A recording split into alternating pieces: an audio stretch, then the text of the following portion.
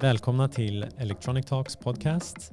Vi har en mycket speciell gäst här idag. Det är nämligen regissören Henrik Burman som gjort den fantastiska dokumentären Young Lean in my head. Välkommen!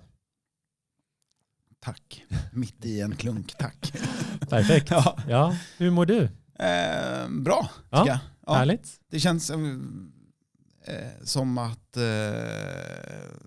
året börjar lugnt för många, men hoppas att det drar på lite grann här snart. Ja, men verkligen. Ja. Verkligen. Men det gör ju onekligen, för din nya film här kommer ju ha streamingpremiär 18 januari. Ja. Ja, internationellt till och med. Ja, det är sjukt. Det är ju helt otroligt. Ja. Hur har resan varit hittills med Young Lean in my head? Ja, men bra och kanske bättre än vad jag kunde tänka mig, tror jag. Eller det är alltid svårt att tänka sig hur det ska bli. Jag tycker det gäller alla produktioner man gör. Mm. Man är inne i någonting i sin egen värld och typ jobbar på, och sen så helt plötsligt ska man släppa ut det och då fattar man att andra ska se det och då är det lite panik, tycker jag. Just och det. så får man panik ett tag och så får man ännu mer panik och så släpper man det. Och sen så är det vad det är. Ja, men det viktigaste är på något sätt att man alltid, eller för min del, att jag tänker aldrig så mycket på släppet under själva processen. Nej. Så. Ja, och så släpptes den ut nu då under knäppa former. Och hur kändes det? Bra. Den skulle släppts på Tribeca filmfestivalen i New York i april. Och det var ändå en dröm för mig. Ja, såklart. Att den kom in där. Och det var också en målsättning med när vi tog beslutet att göra den här filmen. Att säga, okej, det ska inte vara Sundance eller Tribeca.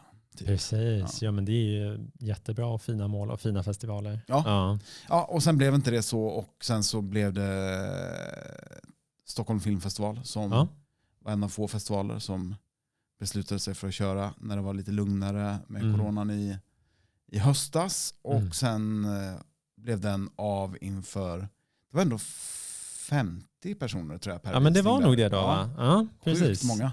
Så det var liksom en maxare. Och sen kort därefter när den skulle gå upp på bio i Sverige så var det 8 personer på visning. Och sen så försvann land efter land efter land. Sådär. Precis. Ja, ut i världen sen också där den skulle gå upp på bio. Mm. Men ändå 200 biografer tror jag den har gått upp på. Under de här. Fantastiskt. Ja. Och det har varit kul. Det har varit... Ja, men första veckan var... Det är knäppt att bli bedömd, tycker jag. Ja, det såklart. Det är en konstig... Jag tänker att jag ska skita i det. Att jag inte ska bry mig så mycket. Precis. Och så känner jag ändå att att man vevar upp och blir så här, vad fan är det här då? Eller, just så, det. Ja, det var bra. Ja, också det är svårt att inte förhålla sig, men det var liksom, har varit väldigt mycket positivt och det har varit kul. Det var liksom en härlig känsla med att den finns ute i världen. Ja, men verkligen. Och vad var liksom det första fröet till den här filmen för dig personligen? Ja, men jag tror att det var någon gång efter vi pratade innan vi tryckte igång bandningen här om en serie som jag gjorde tillsammans med Agnes Låkerlind som heter Krunegård och Inder på turné. Ja.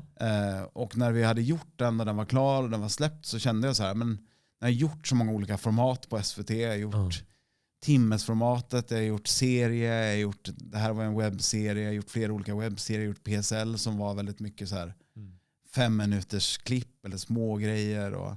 Och då kände jag att men nästa steg måste bli en film. Just det. Ja. Långfilmsformatet. Ja. Och det var första fröet till den här filmen. Då hade jag ingen aning om vad det skulle bli. Jag kände också att jag hade någon slags, men jag hade ganska bra, jag fick bra självförtroende när vi gjorde den i hur jag skulle jobba. Och att jobba tillsammans med någon annan som jag gjorde, Magnus Lod, och lärde mig väldigt mycket. Jag fick mycket självförtroende av det. Jag kände också så här, men nu ska jag våga göra något större själv. Och också som Malik gjorde Sugar Man, då kändes det så stort. Det kändes ju helt sjukt att han gjorde det, men han gjorde det på samma sätt, att han gjorde den bara. Och det öppnade också upp någon slags så här, efter att ha följt hela hans resa, så öppnade det någon slags mental spärr i att det är bara att göra. Det är bara att göra, till varje pris. Ja. Så, och då började jag leta historier. Jag aktivt var så här, men vilken blir min första film? Ja. Och så massa tankearbete, läste och så här, sprang på olika saker. Och genom flera olika, genom att jag hörde om Jonathans resa på ett par olika håll, så hörde jag av mig till Oscar som är hans manager. Och så tog vi ett möte, jag och Jonathan och Oscar. Just det.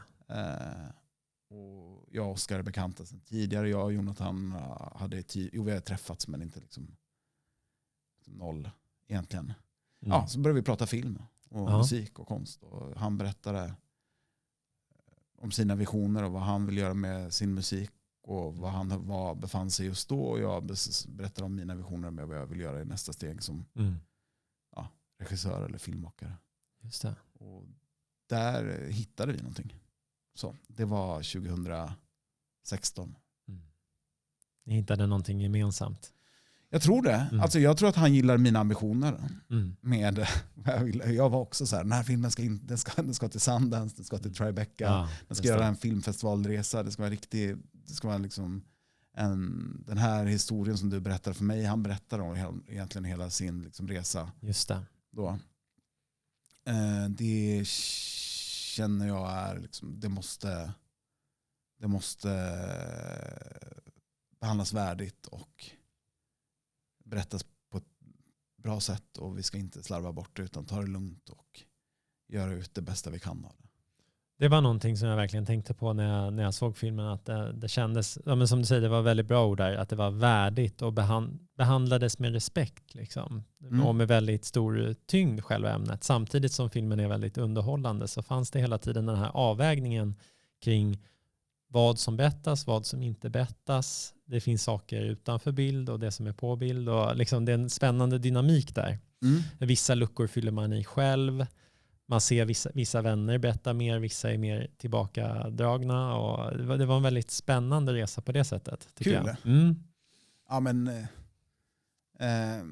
det kändes som, det är ju ändå så grunden på något sätt i när man gör film, dokumentärfilm, att man hittar någonting tillsammans med den man filmar. Sen så behöver man inte, alla är så här, är ni kompisar? Eller är det här? Och det kan man ju bli kanske. Eller efter kanske, många blir det. Att man behåller någon slags kontakt eller att man utvecklar en relation. Sådär. Men vi hittade en professionell och jävligt rolig, kreativt rolig väg ihop på något sätt. Ni kunde ha kul tillsammans.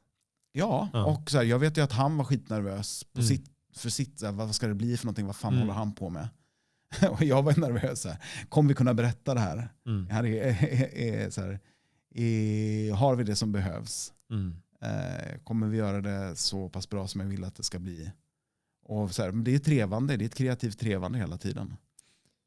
Ja, för du var inne på det här med att det här var din första långfilm. Och att det känns som att den filmen, den känns väldigt filmisk. Det känns verkligen som du hade det i åtanke på ett kreativt sätt. Hur tänkte du när du kom fram till filmens berättarstil? Jag kände mig ganska säker tidigt på hur den skulle se ut och vara. Jag har sett sjukt mycket musikfilm själv. Jag tycker att det är roligt. Och jag tycker om ganska många typer av filmer. Jag tycker om de som är ganska nakna och råa, utan som inte bäddas in så mycket filmiskt. Kan vara jättebra på sitt sätt. Men jag kände verkligen för att göra en filmisk film, för jag tyckte att den här berättelsen som Jonathan hade eller har innehöll så många filmiska element. Och så kändes det som att det, jag ville försöka bygga upp den magiska värld som jag kände att jag fick vara i. När jag lyssnar på honom eller när jag hör honom. Att jag ville försöka tolka den och bygga den runt hans personliga berättelse. Tolkad genom via mig då. Precis, precis. Det är en så intressant aspekt. Jag hörde någonstans att det verkar ha funnits en stor tillit mellan er. Att du fick väldigt mycket material från Jonathan då. Du fick en hårddisk i princip. Eller hur gick det till? Ja, men det fick jag. Han har varit liksom jävligt på i att jag ska samla in material. Han bara, har du frågat den här? Har du frågat den? Här kommer ett nummer. Det här är en kille, han var med här. Han kanske sitter på något. Att så här, han har varit noggrann med att jag skulle försöka hitta så mycket material som möjligt. Ja. Men jag fick en hårddisk av honom. Där han gjorde en rak kopia stort sett på sin dator. Och sa så här, gör vad du vill. Orkar du gå igenom det här så är du välkommen. Här är liksom 10 000 bilder och mina senaste 4 år. Och sen var det såklart mycket som var borta. Jag tappade telefoner och sådär. Och sen fick jag jag fick från Zack som är Echo 2K. Från Drain Gang som också varit med och filmat tidigt. Jag menar från start. Han var med han filmade egentligen med första turnéerna. Och så fick jag från Axel, Sherman och Gud och Blade. Jag tror alla egentligen bidrog med lite så små grejer och det de hade kvar i. Så det började på något sätt där i att bra. Jag är tvungen att berätta bakåt. Jag hade ju en backstory att precis, att gå tillbaka. Och det blir man ju som det var ju lite rädd för i början att säga, men hur ska jag kunna gestalta det? Hur ska jag kunna berätta det så att så det känns som man får vara med på den resan. Och på tal om att då berätta något filmiskt så kändes det som viktigt att man fick vara med att landa i scener som kunde vara beskrivande för hur de hade det. Eller collage som fångar känslan av någon slags känsla de var inne i. Och, det var viktigt att försöka så här, hitta de nycklarna för att kunna berätta backstoryn. Sen började vi filma också då. Precis. Hans liv vid den tidpunkten med 2017 januari. Just det. Så tilliten det är svårt att säga var det kommer ifrån. Det är väl också han vågade ju ta steget väldigt mycket. Precis som man själv vågar ta steget. Och man ska inte jag har under hela processen varit så rädd för att man blir rädd för att misslyckas och folk investerar tid och pengar och sådär. Och nästa gång ska jag inte vara så rädd, känner jag, för att dokumentära projekt kan ta slut också. Det behöver kanske inte bli av för och man måste våga prova, man ska inte vara så och det där vet ju många som har jobbat med det länge att SFI vet att säga, men det kan gå åt helvete. Eller producenter har försäkringar som täcker det. Eller, just det. Så här, det är sånt som händer. Men jag var väldigt, väldigt så här, under period, alltså, att jag kände en väldigt stor press i det. Så här. Och det tror jag inte man behöver göra. Jag tycker att man ska hellre våga. Och det skulle göra det lättare både för de som blir filmade och de som filmar. Att man säger, okej, skitsamma om det går åt helvete då. Nu kör vi. Du var inne lite på när vi snackade innan vi började här på att du gillar att det ska vara lite punkig känsla ibland också i den här typen av film, eller att det finns en viss frihet.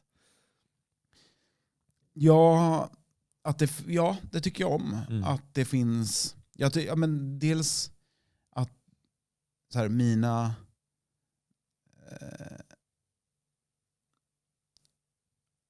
vissa partier i filmen som är mer filmiska eller där kanske målar med en bredare pensel rent känslomässigt eller där det är snygga illustrationer eller fina bilder från turnéer och publik och sådär och collage. Det måste vägas upp av som jag sa då, något punkare för att det ska få liv, tycker jag. Jag tycker det är väldigt, och jag har alltid försökt göra det i tidigare produktioner också, att kontrastera mellan det lyxiga och det som jag tycker är väldigt liksom, så här vackert och snyggt med något som är råare.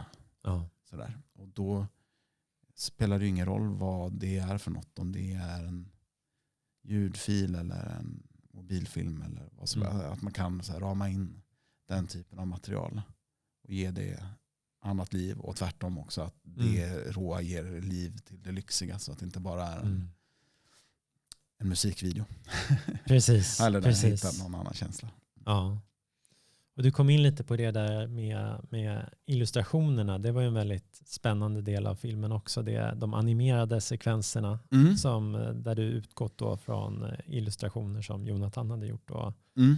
Kan du berätta lite om hur den idén uppkom och hur du sen arbetade fram det visuella uttrycket?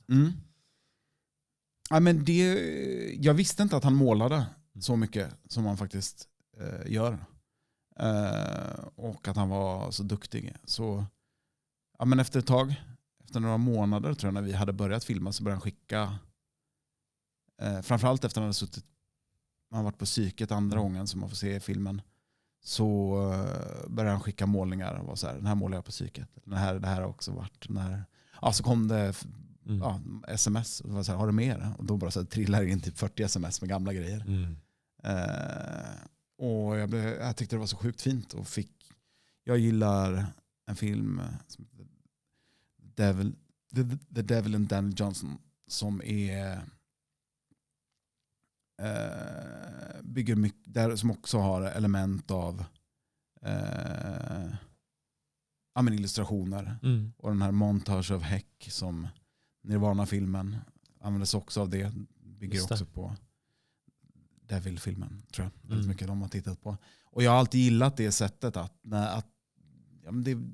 jag gillar formen, det är fint att använda i form, och hittar man ett sätt där inte det står i vägen för berättandet, eller att det bara används för att användas, så blir det väldigt bra. Och då sa jag till Jonathan att vi borde animera det här, om det är okej för dig att jag använder din konst på det sättet. Och det tyckte han var roligt. Så började jag ta fram tester.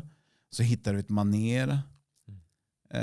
För att det kändes viktigt. Jag har inte visat honom någonting annat egentligen. Men just när vi använde hans konst, så ville jag hitta ett manér som var så här, men är det här du? Ja. Jag kunde inte bara använda det hur som helst. Nej. Så det fick han se tester på, och sen var han så här, men det här är underbart, och det här, jag tror han var väldigt så här, imponerad av vissa saker och var väldigt tydlig med andra. Så här, men det här jag vill inte att det ska kännas på det här sättet. Eller, ja, så då jobbade vi med olika animatörer till vi hittade rätt animatör som både han och jag gillade. Och sen efter det så visste jag inte hur jag skulle använda mig av det, utan så här, men det kanske ska vara i någon slags vignett, eller om man ska landa i en känsla innan man så här, kommer in i berättandet. Testar vi det och så funkar inte det. La massa pengar på olika.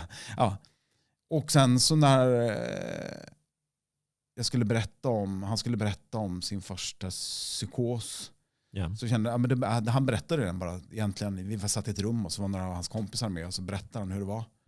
Och det blev väldigt det blir väldigt omagiskt. Om man ska berätta om något sånt, så för min del känns det viktigt att man förstår var han har varit någonstans. Att man själv kan få följa med på den resan. Och då testade vi med, jag hittade några reffar på YouTube som vi bara skickar in över det snacket. Och så var det så här, fan det är det här som, just det ska beskriva hans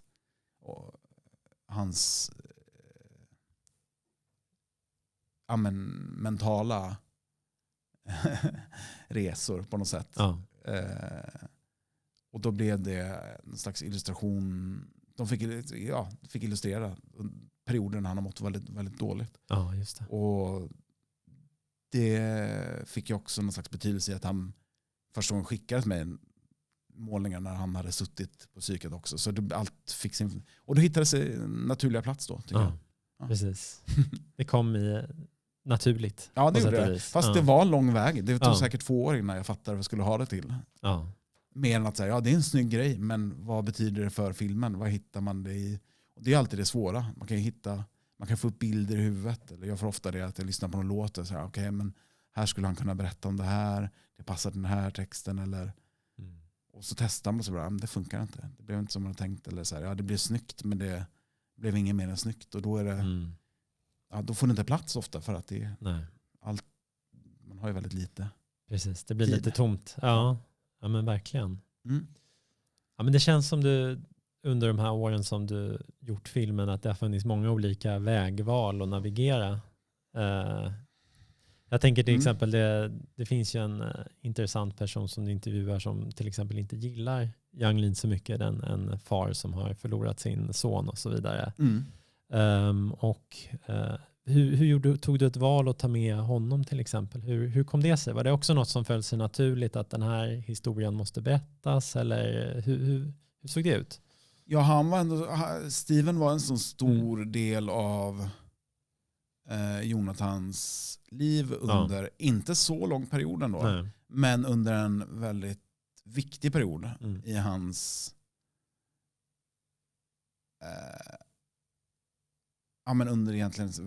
under hans stora genombrott, första stora genombrott i USA. Just det. Och framförallt Baron var viktig. Och det som hände i Miami formade Jonathan väldigt mycket såklart.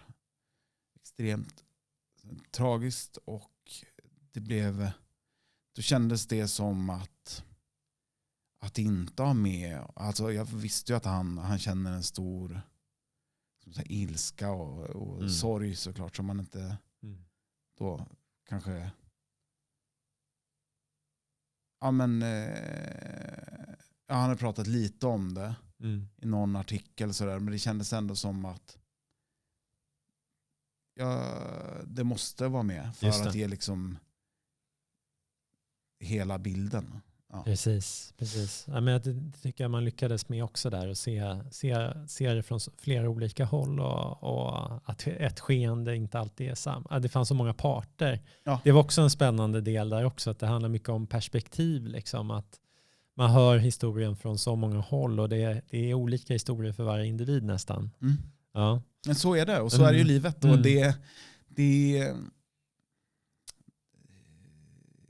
men det kändes viktigt att inte fega för det.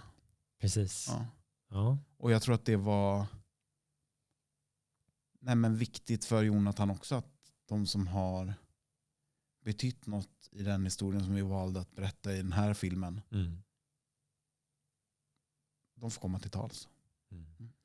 Och hur kunde du, fanns det något tillfälle när du filmade och när den här processen pågick där du kom på att här ska vi sluta? Liksom. Hur kom du fram till ett sånt beslut? För det kan ju ofta vara svårt dokumentär att hitta liksom, var den punkten finns. Det fanns en ganska naturlig dramaturgisk båge som jag såg tidigt. Och för att jag kom in i rätt tid, jag vet inte, men det gjorde jag på något sätt i en allting hade hänt i Jonathans karriär. Han hade slagit från liksom sovrummet till de stora arenorna, de stora samarbeten med världsstjärnor, och rent konstnärligt utvecklats väldigt mycket. Och det hade ju hänt när jag kom in. Precis. Till en punkt. Miami hade hänt, Baron hade dött, han hade fått sin psykos, allt hade liksom, och det var ju som en slags naturlig mitt på filmen. Det såg man ju nästan, just det. Point of no return. Precis. Det blev så att då visste jag att uppbyggnaden finns, mitten finns, men hur ska vi sluta då? Och det visste jag ju inte. Nej. Och det som händer under när vi filmar är ju det är ju andra delen av att han har den här filmen, att jag ska inte spoila för mycket kanske. Precis, men där får vi följa med på en resa på något sätt, vägen tillbaka eller vägen till nästa version av Yang Lean eller Jonathan eller exakt. En uppväxtskildring på något sätt. Både av artist och person. Precis. Ja, men det blir de två aspekterna hela tiden som går hand i hand där och går in i varandra. Och det är också en fin aspekt av filmen där som du säger, att om man går in i hans huvud och så hur den skiftar mellan identitet. Och identitet är ju en väldigt stor fråga just i den här filmen. Ja. Att bygga identitet men också upptäcka sin egen identitet i samband med det. Ja. Ja. Hur var det så för dig också att du liksom gick igenom en upptäckande fas där du fick veta lite mer om det? Eller hur såg den processen ut för dig? Ja, men med Jonathan under filmskapandet, det var det. Mm. Och det var ju det som blev... Det är lätt att bli otålig, tycker jag. Ja. När man filmar. Man vill veta så här, men hur ska det gå? Ja, såklart. Har jag ett slut? Har jag inte ett slut? Ja. Okej, håller jag på att jobba i onödan här så bara kommer det här landa i ingenting? Eller hur? Mm. Och det är det som gör det spännande, såklart. Ja. Det är därför det blir spännande på olika sätt. Och, under den resan, under de åren när vi filmade, så klart så upptäckte jag, och han upptäckte också saker som ju gav honom förklaringar till varför saker och ting har varit jobbigt för honom, har hänt och sådär. Så att det var ju väldigt, jag gillar Jonathan väldigt mycket. Han har gått igenom mycket och har man är en väldigt otrolig person på många sätt. Och det var ju att få följa det så nära under de här åren var ju speciellt och intressant också att se hur han har hela tiden använder sig av konsten eller sin musik eller sitt måleri eller något annat för att prata om saker eller bearbeta saker. Och precis. Och man säger den här filmen blir också på sätt och vis en slags mittpunkt på din resa som filmskapare och regissör. Du har ju hållit på med musikdokumentära audiovisuella bilder väldigt länge. Och hur har den resan gått? Liksom? Hur var starten på det för dig egentligen? Jag håller på att spela i band och sådär. Som jag är ju född 79. Så på 90-talet. Många gjorde. Stod i olika källare.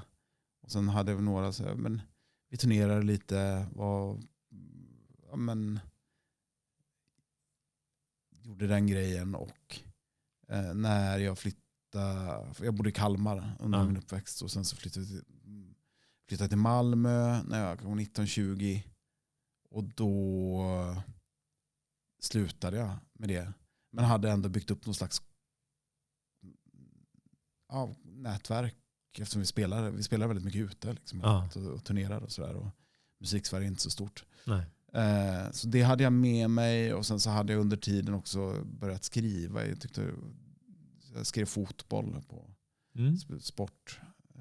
Barometern i Kalmar. Började när jag var 15-16. Okay. Och så jag hade någon slags ingång på journalistiken. Och så var jag med och jobbade med en studenttidning i Malmö. Jag flyttade dit och så blev det ytterligare ett steg. Ja, men då blev jag då slog jag ihop musiken med journalistiken på något sätt. Och började göra intervjuer och började recensera. Typ så. Och sen fick jag jobb. Det var också, det är ingen slump, men i Kalmar finns en tv-utbildning och på 90-talet var den stor. Där gick Malik till exempel, som jag lärde känna och som jag pratade om innan. Precis. Sugarman. Var kompis med en kille som heter Farid där. Jag lärde känna och han fick jobba på SVT efter han hade gått den här utbildningen. Och sen behövde han en programledare, så ringde han mig. Alltså, då började vi göra eftermiddags-tv ihop. Så då började jag lära mig göra tv i Växjö. Det var lite så här ZTV-stämning eller bland skola. Men vi var väl typ 20 pers i åldrarna 20-25 som gjorde olika program som skickades ut i SVT.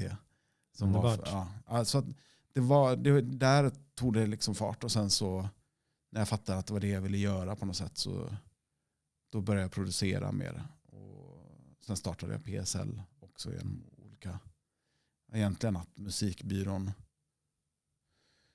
blev lite daterat på det sättet att de gjorde bara tv och den dagliga musikjournalistiken fanns mest på nätet redan 2007 när vi startade PSL. Det var någon slags brytpunkt. Och då kände jag men det här finns en lucka att fylla. Precis. Och så var det ju uppenbarligen. Ja. I och med att det formatet har pågått så länge där och gjort så många inslag. Det var ju dött ett tag men Per har liksom dragit igång det. Ja, det är lite så. Men jag har märkt det. Ja. Så det puttrar, det var liksom som störst runt 2012 kanske och då blev vi nedlagda så det var ändå fint. Vi slutade på topp på något sätt och sen har det återfötts igen nu och liksom hittat nya vägar. Precis. Ja. Vad betydde den perioden för dig skulle du säga? Ja, men allt. Jag visste inte hur man producerar. Alltså, jag hade ju lärt mig, jag hade liksom med mig vissa saker in men framförallt väldigt mycket lust. Och jag och min kollega Claes som jag gjorde PSL med vi hade inte så mycket pengar helt enkelt och då på SVT hyr man saker internt. Man hyr en kamera och så är det skitdyrt. Just det. Liksom internpriser och man hyr en mick. Och vi hade liksom inte budget att hyra saker så att vi köpte och man får inte heller köpa in då utan allt ska köpas in centralt och sådär. Precis. Så då fick vi gå punkvägen att vi köpte en kamera och en mick och typ gömde och sen så filmade vi. Det var så vi kunde filma så pass mycket som vi gjorde. Och så lärde vi oss den kameran och så lärde vi oss men vi testade att göra så. Så blev det någon slags lära sig från grunden i. Och sen när vi hade fått igång det och fått rull och att vi började få publik så fick vi lite mer pengar och kunde vi börja ta in fotografer sen. Just det. Göra lite mer seriöst. Ja. Så det var ändå, och vi gjorde så mycket och det blev jag lärde mig väldigt många olika delar av hela hur man producerar egentligen. Ja. Och sen så gjorde jag min första egna serie som var Sápmi Sessions. Precis. Och då började jag fatta att just det, dramaturgi är viktigt om man ska berätta längre. Jag måste berätta saker. Det går inte bara att filma och sen så sätta sig i klipprummet och sen knåpa. Man måste ha en tanke. Och då blev det väldigt kul tyckte jag. Och sen har jag, Det var ju ett väldigt speciellt format också som gick in på samisk kultur och rollen i Sverige och så. Hur kom den idén eller det intresset upp? Det kom från Lisa-Marie Kristensen heter hon. Som är från Kautokeino i Norge. Och som gjorde det som ett skolprojekt och sen så var det någon på SVT Sápmi som fick höra om det. Hon presenterade och var så här, men det här borde vi göra i Sverige.